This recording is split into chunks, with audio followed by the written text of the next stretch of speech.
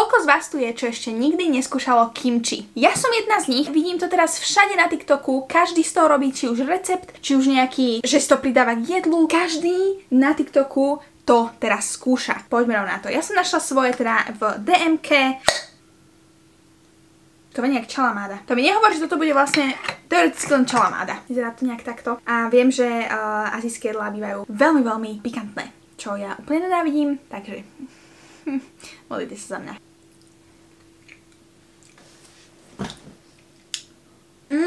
Akože ja som to nemala v chladničke, určite by som to dala dopredu do chladničky, lebo to také teplé, to neviem, ale k nejakému rezňu je to menej chrumkavé než čalamáda, normálne sa to tak ako keby rozpustí v puse. Také veľmi jemné.